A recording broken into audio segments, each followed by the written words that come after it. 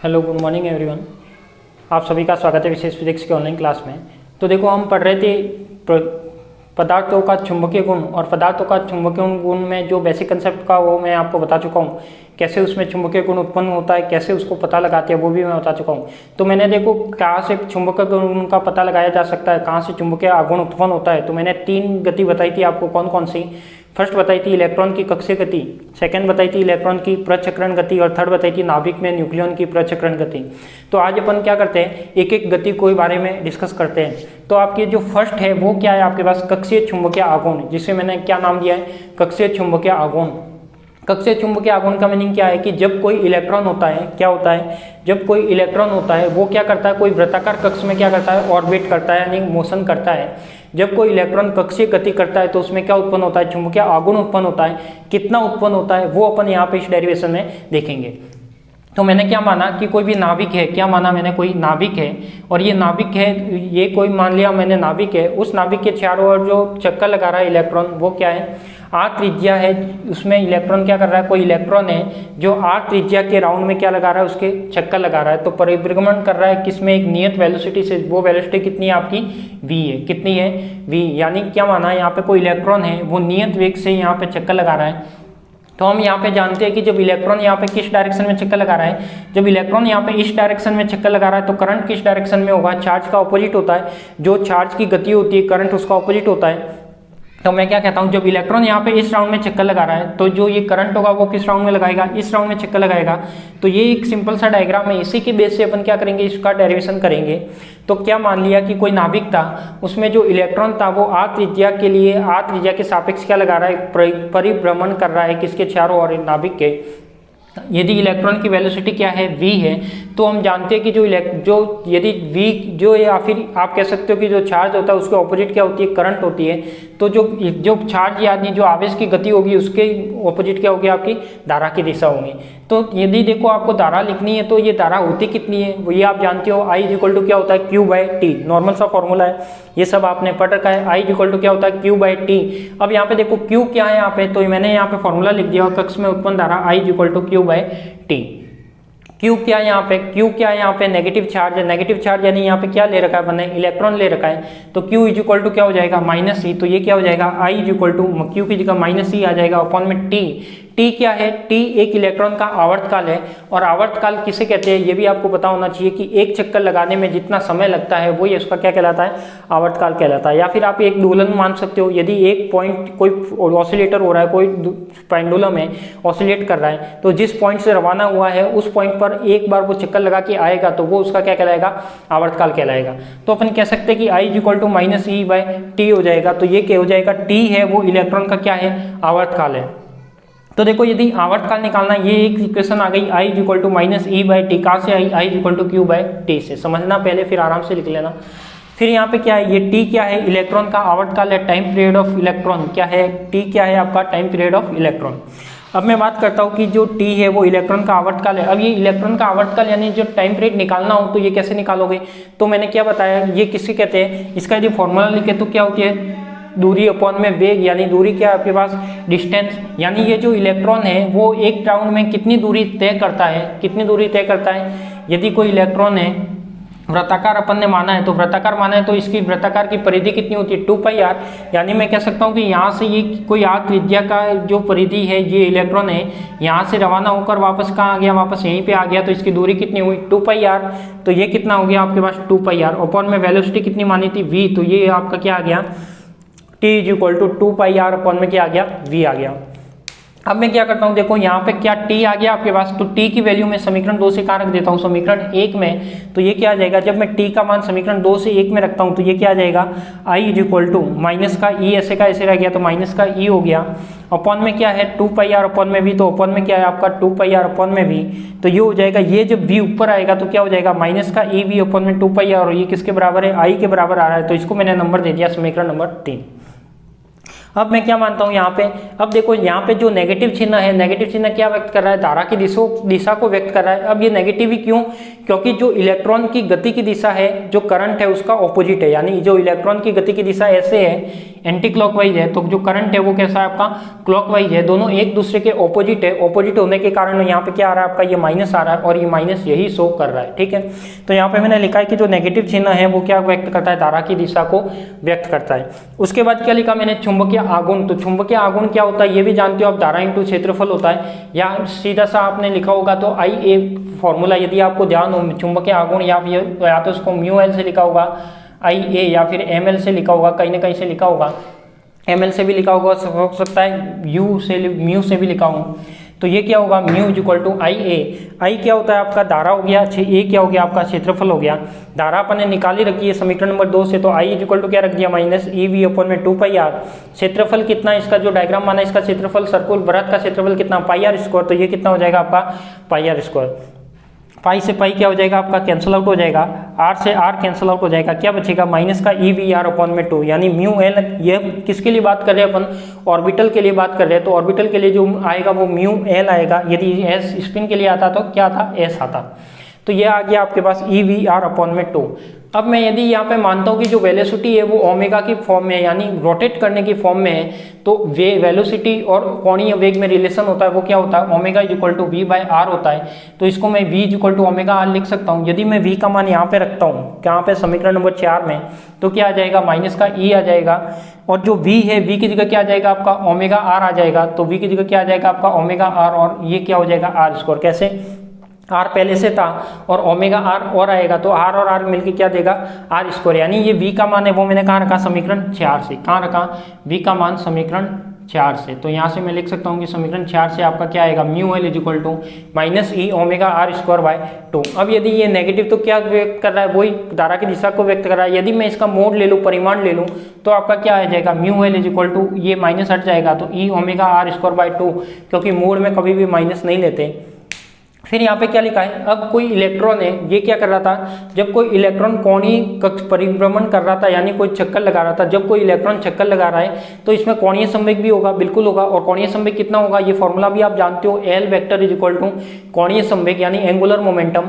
Angular momentum होता है L vector is equal to क्या होता है, पोजिशन वेक्टर यानी R वेक्टर, और जो कोणीय या फिर संवेग होता है वो क्या होता है, उसे P वेक्टर, ठीक है। तो इसका फॉर्मूला क्या होता है, R vector into P vector. जब कोई परिभ्रमण राउंड, रोटेशनल या राउंड में कोई परिभ्रमण कर रहा है तो उसमें एंगुलर मोमेंटम उत्पन्न होगा ही होगा, कोणीय संवेग आएगा ही आएगा। तो L इज इक्वल टू क्या हो जाएगा, R तो ऐसे का ऐसे, P की जगह क्या हो जाएगा आपके पास MV। क्या मैं इसको ऐसे लिख सकता हूँ, MVR n कैप लिख सकता हूँ। तो इसको मैंने लिख दिया MVR n कैप। यदि मोड के फॉर्म में लेते तो इसको मैंने इस टाइप में लिख दिया। तो MVR n कैप इसकी क्या है, कोणीय संवेग की डायरेक्शन है। क्या है, कोणीय संवेग की डायरेक्शन है। अब देखो यहाँ पे यदि मैं V की जगह ओमेगा की टर्म में लिखना चाहूँ तो V इज इक्वल टू क्या हो जाएगा, ओमेगा R। तो यहाँ पे क्या आ जाएगा, ओमेगा R और R मिलकर क्या देगा, omega square, sorry omega R square. तो ये हो जाएगा M omega R square. Direction इसकी क्या है, n कैप। अब यहाँ से मैं R स्क्वायर की वैल्यू निकाल सकता हूँ। R स्क्वायर की वैल्यू निकाली तो क्या आएगा, L अपॉन में M ओमेगा। क्या आ जाएगा, R स्क्वायर मैंने यहाँ से निकाला तो ये क्या आ जाएगा आपके पास, क्या आ जाएगा आपके पास, ये क्या था आपका M था, ठीक है। तो ये क्या आ जाएगा आपके पास, देखो जब R स्क्वायर की वैल्यू निकालूंगा M ओमेगा इसके नीचे जाएगा तो ये क्या आ जाएगा, L अपॉन में M ओमेगा। जब समीकरण 6 से समीकरण 5 में मैं वैल्यू रखूंगा, क्या करूंगा, समीकरण 6 क्या है, R स्क्वायर है, इसका मान मैं समीकरण 5 में रखूंगा तो ये क्या आएगा, mu L is equal to E omega by 2। क्या आ जाएगा आपके पास, mu L is equal to E omega by 2 L upon M omega. कैसे, देखो E ओमेगा बाई 2 तो यानी इसमें मैं वैल्यू रख रहा हूँ तो ये E ओमेगा बाई 2 तो ऐसे का ऐसे रख दिया, ठीक है। इसमें जो R स्क्वायर था, R स्क्वायर की वैल्यू मैंने कहाँ से रखी, समीकरण नंबर 6 से। तो ये क्या आ जाएगा, L अपॉन में M ओमेगा। अब देखो जो कट रहा है तो ओमेगा से एक ओमेगा कट जाएगा तो ये ओमेगा से ओमेगा कट गया तो आपके पास क्या आएगा, E बाई 2M और L वेक्टर आ जाएगा। क्या आ जाएगा, E बाई 2M और L वेक्टर। अब आप क्वांटम में जानते हो कि जो ये L क्या है, यहाँ पे कोणीय संवेग है, और कोणीय संवेग हमेशा कैसी होती है, क्वांटीकृत राशि होती है। तो उसको अपन किस तरीके से लिखते हैं ये भी आपको जानते हो क्वांटम बेस पे, L is equal to LL+1 और अंडर रूट और साथ में क्या है H कट, या फिर आप इसको H/2π की फॉर्म में भी लिख सकते हो, H कट नहीं लिखो तो। तो ये क्या हो जाएगा आपके पास ई अपॉन में 2m ऐसे का ऐसे, एल वेक्टर की ये वैल्यू तो ये वैल्यू आ जाएगी, तो ये क्या रहेगा mu L is equal to h cut आगे आ जाएगा, तो e h cut by 2m under root l L plus 1। तो e h cut by 2m क्या देता है, बोर मैग्नेटॉन देता है, आप 12th क्लास में भी पढ़ चुके हो और फर्स्ट ईयर में भी पढ़ा है। तो e h cut by 2m क्या है, एक तरह से बोर मैग्नेटॉन एक यूनिट कहलाती है। तो ये क्या हो जाएगा, ई एच कट अपॉन 2m क्या है आपका बोर मैग्नेटॉन है, जिसकी वैल्यू क्या हो जाएगी म्यू एल, बोर मैग्नेटॉन को किससे लिखते हैं म्यू बी से, तो म्यू बी और under root l L plus 1 आ जाएगा। अब देखो आपका ये क्या आ गया, चुंबकीय आघूर्ण आ गया, क्या आ गया म्यू एल आ गया। अब मैं क्या करूंगा यहाँ पे अलग अलग कक्षक के लिए, तो यहाँ पे मैंने कोई एक डायरेक्शन ली, जेड डायरेक्शन को काम में लेते हुए यहाँ पे एक आपके सामने डायग्राम बनाया है जिसे बोलते हैं क्वांटीकरण, क्या बोलते हैं जिसे क्वांटीकरण। तो यहाँ पे मैंने देखो एक फॉर्मूला लिखा है कि यदि एम एल है तो वो एम एल की वैल्यू कैसे डिपेंड करेगी, 0 प्लस माइनस 1 प्लस माइनस 2 इस तरीके से करेगी। जो म्यू एल जेड है, यदि ये आपको जेड डायरेक्शन में म्यू एल जेड निकालना है तो एम एल की value e h cut by 2m, तो m e h cut by 2m तो क्या है म्यू बी। तो यहाँ पे देखो मैंने क्या लिखा, म्यू एल जेड निकालना है तो ये क्या आएगा एम एल की वैल्यू और साथ में क्या आ जाएगा म्यू बी।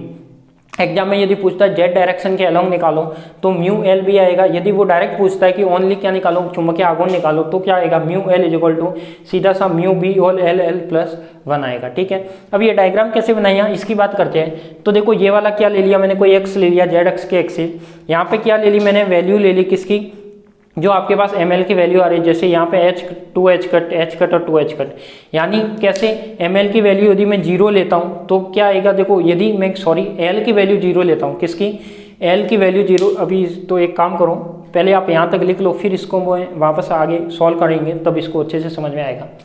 आप इसको पहले तो इसकी थ्योरी लिखो, इस डायग्राम की टॉपिक लगा के लिखो। इसमें माना परमाणु में एक इलेक्ट्रॉन,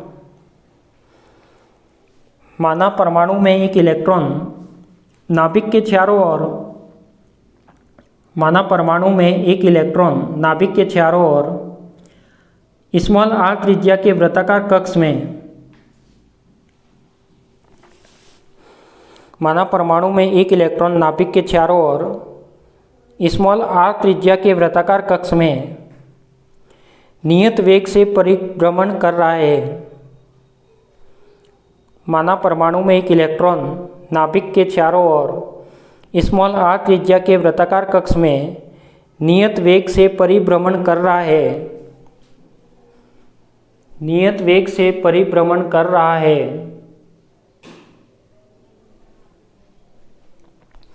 नियत वेग से परिभ्रमण कर रहा है। तो परिभ्रमण करता हुआ इलेक्ट्रॉन, तो परिभ्रमण करता हुआ इलेक्ट्रॉन, परिभ्रमण करता हुआ इलेक्ट्रॉन कक्ष में विपरीत दिशा में, परिभ्रमण करता हुआ इलेक्ट्रॉन कक्ष में विपरीत दिशा में वृत्तीय धारा उत्पन्न करता है, विपरीत दिशा में वृत्तीय धारा उत्पन्न करता है,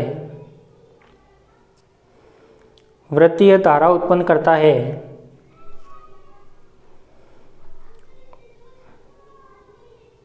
और ये वाला आप डायग्राम बना दो, ये वाला डायग्राम, और यहाँ से आप यहाँ से लिख लो। इसको कहाँ तक लिखोगे, समीकरण नंबर 4 तक तो लिख लो, समीकरण 6 तक लिखो, 5 तक।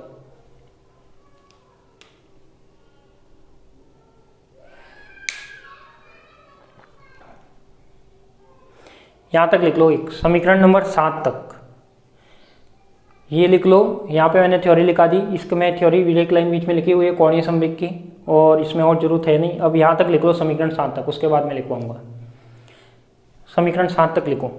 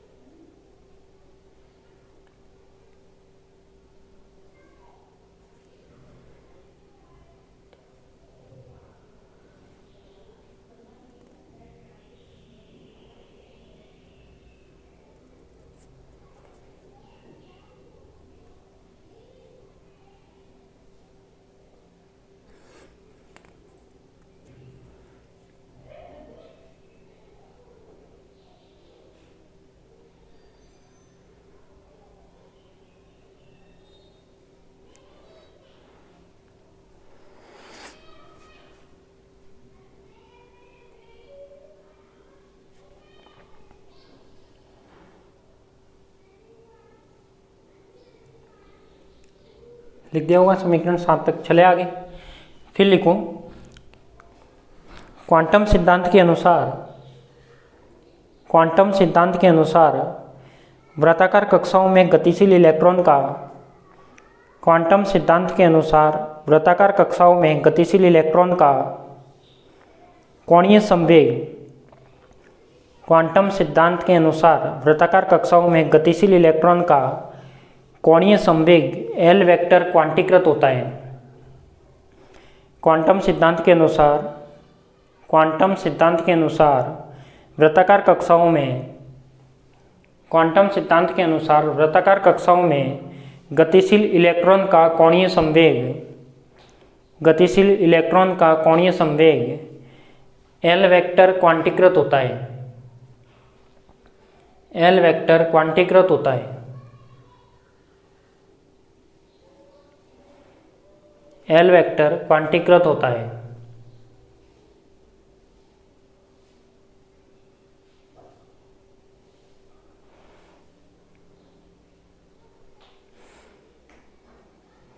ठीक है, इसके बाद आप ये वाला यहाँ तक लिख लो। समीकरण ये 7 दिया तो ये 8 है, 8 तक।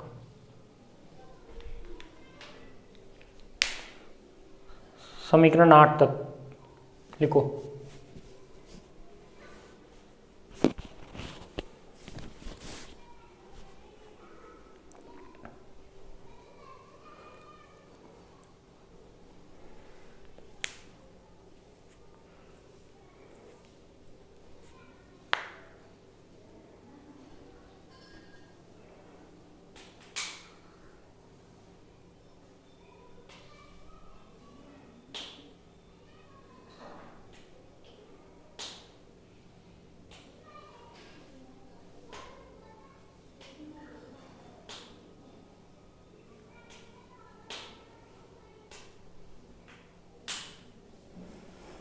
फिर लिखो किसी दिशा z के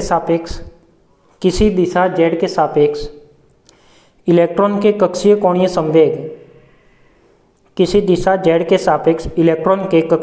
संवेग का अभिविन्यास भी क्वांटीकृत होता है। किसी दिशा z के सापेक्ष इलेक्ट्रॉन के कक्षीय कोणीय संवेग का अभिविन्यास भी क्वांटीकृत होता है। किसी दिशा z के सापेक्ष इलेक्ट्रॉन के कक्षीय कोणीय संवेग का अभिविन्यास भी क्वांटीकृत होता है। इसे दिक् क्वांटीकरण कहते हैं।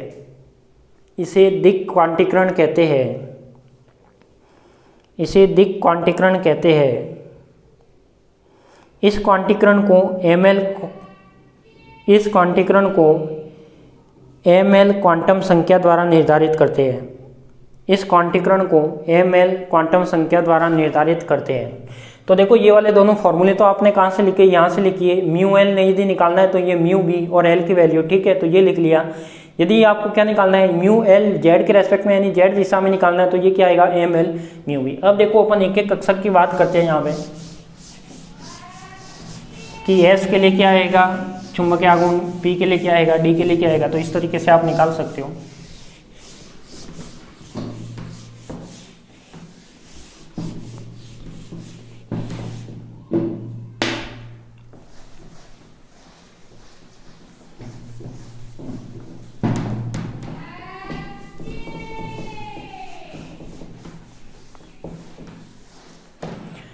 तो देखो यहाँ पे क्या आएगा, यदि फर्स्ट मैं बात करूं एस कक्षक के लिए, एस कक्षक के लिए चुंबकीय आघूर्ण,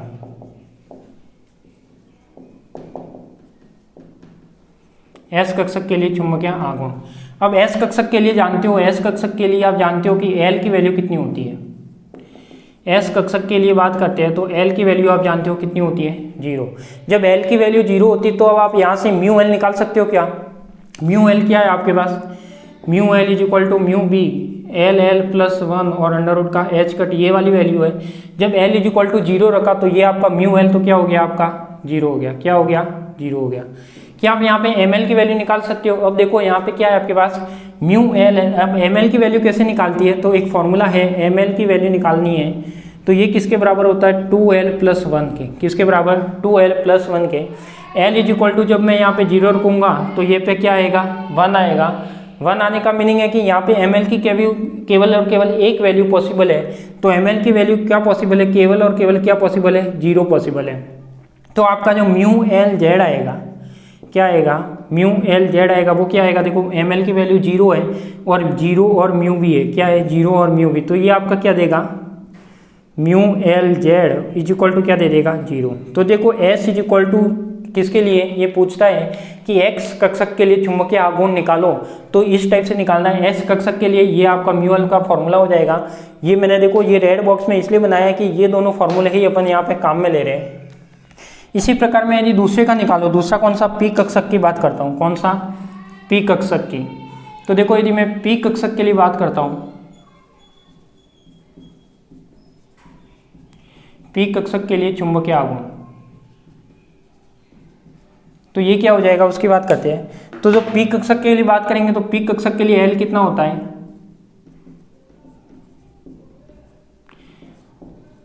p कक्षक के लिए जो L होता है वो कितना होता है, L इज इक्वल टू 1, ठीक है।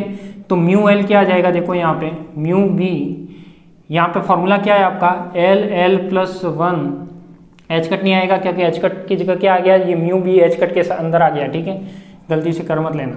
तो ये क्या हो जाएगा L1 यानी म्यू B ऐसे का ऐसे 1 प्लस 1, तो कितना आएगा √2 म्यू B, तो ये क्या आ जाएगा √2 और म्यू B, ठीक है। ये किसकी वैल्यू आ जाएगी आपके पास, म्यू L की। यदि इसका जेड दिशा में देखना है क्वांटीकरण के रूप में, तो ये क्या आ जाएगा mu L z is equal to क्या है आपके पास ML और म्यू B। अब ML की वैल्यू निकालनी है, तो ML की वैल्यू आप जानते हो कहाँ से निकलती है, फॉर्मूला क्या है 2L प्लस 1, L की जगह कितना रखोगे 2 1 और 1 प्लस 1 इज इक्वल टू कितना आएगा 3 आएगा। यानी यहाँ पे 3 वैल्यू पॉसिबल है, कौन कौन सी, ML की वैल्यू 3 आएगी, कौन कौन सी, एक तो -1, एक 0 और एक 1, कितनी आएगी -1 0 और 1। तो ये क्या आ जाएगा आपके पास जो म्यू L जेड आएगा, तो उसके 3 पॉसिबल केस आएंगे। देखो ML की वैल्यू एक तो क्या आ जाएगी माइनस का म्यू B, एक के लिए हो जाएगा 0 और इसके लिए क्या हो जाएगा म्यू B, ये आपका क्या हो जाएगा म्यू L, ठीक है। अब नेक्स्ट बात करते हैं, यदि ये किसके लिए निकाला मैंने, S के लिए निकाल दिया, P के लिए निकाल दिया। यदि आपको D के लिए निकालना हो तो, यदि आपको D के लिए निकालना हो तो कैसे निकालते हैं, ये वाला क्वेश्चन पूछा गया है, D कक्षक के लिए चुंबकीय आघूर्ण निकालो। तो D कक्षक के लिए चुंबकीय आघूर्ण कैसे निकालते हैं, ये कंपटीशन एग्जाम में भी कई बार पूछा जाता है। तो ये क्या हो जाएगा D कक्षक के लिए, तो D कक्षक के लिए बात करें तो देखो फॉर्मूला क्या है आपका, L की वैल्यू D कक्षक के लिए कितनी हो जाती है, यहाँ पे कितनी हो जाती है 2 हो जाती है, कितनी हो जाती है 2। तो ये क्या आ जाएगा म्यू B, तो ऐसे का ऐसे, म्यू L का फॉर्मूला क्या है, ये म्यू L है, mu L is equal to mu B L प्लस 1, ये आ जाएगा आपके पास। तो ये टोटल कितना आ जाएगा आपके पास, mu L is equal to कितना हो जाएगा 3 और 3 19 6, तो √6 म्यू B, क्या आ जाएगा √6 म्यू B। यदि ML की वैल्यू निकालनी है तो ML की वैल्यू कैसे निकालोगे, ML इज इक्वल टू क्या होता है 2L प्लस 1, वैल्यू रुकोगे तो ये कितना आएगा 2 और 2 4 और एक 5 वैल्यू आएगी। यानी जो ML की वैल्यू पॉसिबल है वो कितनी है आपके पास, कितनी होगी, देखो -2, कौन कौन सी 5 वैल्यू कौन कौन सी पॉसिबल होगी, -2 -1 0 1 और 2। तो इसको मैं इस तरीके से भी लिख सकता हूँ, देखो कैसे 0 +-1 और +-2, इस तरीके से भी लिख सकते हो, शॉर्ट में लिखो तो इसको भी इस तरीके से लिख सकते हो, कौन कौन सी 0 और +- का म्यू B, ये किसके इक्वल आ जाएगा म्यू L और Z के इक्वल, ठीक है, ऐसे भी लिख सकते हो। तो ये क्या आ जाएगा आपके पास, जो ML की वैल्यू आएगी वो क्या आएगी आपके पास, देखो एक तो 0 आ जाएगा, एक म्यू B के लिए क्या आएगा +- का म्यू B आएगा, और एक क्या आएगा +- का 2 म्यू B आएगा। तो इस तरीके से आपका ये भी क्या हो जाएगा आंसर हो जाएगा। तो इस तरीके से आप निकाल सकते हो, देखो मेथड से निकालना है। अब देखो इस डायग्राम में आपको क्या समझ में आया, यहाँ से जब मैंने 0 के लिए बात की, जब ML की वैल्यू क्या थी आपके पास 0 थी, तो ML जब 0 के लिया यानी L इज इक्वल टू मैंने क्या लिया L इज इक्वल टू क्या लिया 0 लिया, तो L इज इक्वल टू 0 के लिए ML की वैल्यू कितनी आई 0 आई, ठीक है। L इज इक्वल टू 1 लिया, तो L इज इक्वल टू 1 लिया मतलब ये वाला और ये वाला, तो L इज इक्वल टू 1 के लिए 3 वैल्यू आनी चाहिए, कौन कौन सी 0 और +-। तो देखो ML की वैल्यू तो प्लस आ गई, ML की वैल्यू 0 आ गई, यानी इस तीनों के लिए बात करेंगे तो ये L is equal to 1, L is equal to 2 के लिए बात की तो ये 5 आ गई, ML M1 ML ये सभी वैल्यू आएगी, तो क्या आ जाएगा आपका D कक्षक के लिए। तो इस तरीके से आप ये जो डायग्राम है तीनों का अलग अलग भी बना सकते हो। यदि एस कक्षक के लिए बात करता है तो ये केवल एक लाइन आएगी, यदि पी कक्षक के लिए बात करता है तो केवल ये वाला आएगा, इतना इतना पोर्शन आएगा, और यदि डी के लिए बात करता है तो कंप्लीट रूप से आएगा। ठीक है, तो इस तरीके से आपको अलग डायग्राम भी पूछा जा सकता है कि इसको दिक् क्वांटीकरण के रूप में बनाइए, तो बना सकते हो आप आराम से। तो अब आप इसमें एक तो ये लिख लो, ये डायग्राम बनाओ, फिर अपने एस कक्षक, पी कक्षक और डी कक्षक तीनों के बारे में ये लिखो।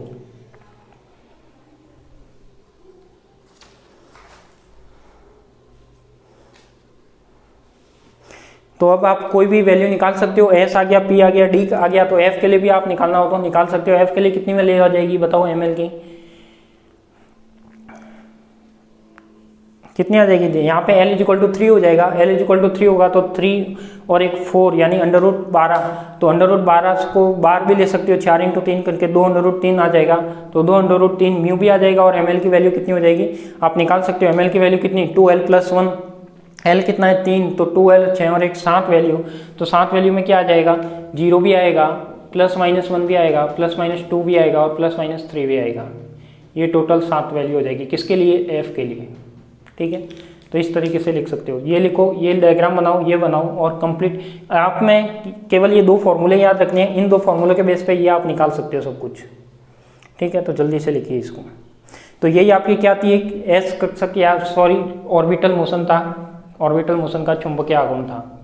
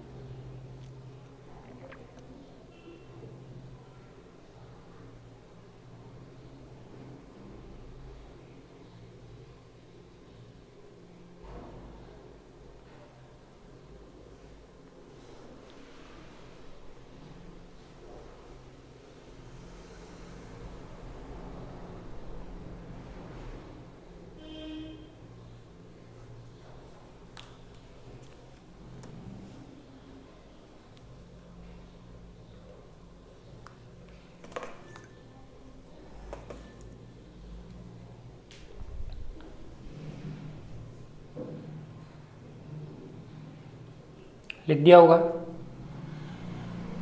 तो ये क्या था आपका, जो एस कक्षक या पी कक्षक या डी कक्षक के लिए यदि चुंबकीय आघूर्ण पूछता है तो आप इस तरीके से निकालना जानते हो। तो इस तरीके से 2 फॉर्मूले याद रखने हैं, वैल्यू रख के आप निकाल सकते हो। सबसे पहले क्या करना है, एल की वैल्यू पता करनी है। एस के लिए क्या आता है, 0 आता है। एस के लिए एल कितना होता है 0, पी के लिए एल कितना होता है 1, डी के लिए एल कितना होता है 2 और एफ के लिए कितना होता है 3।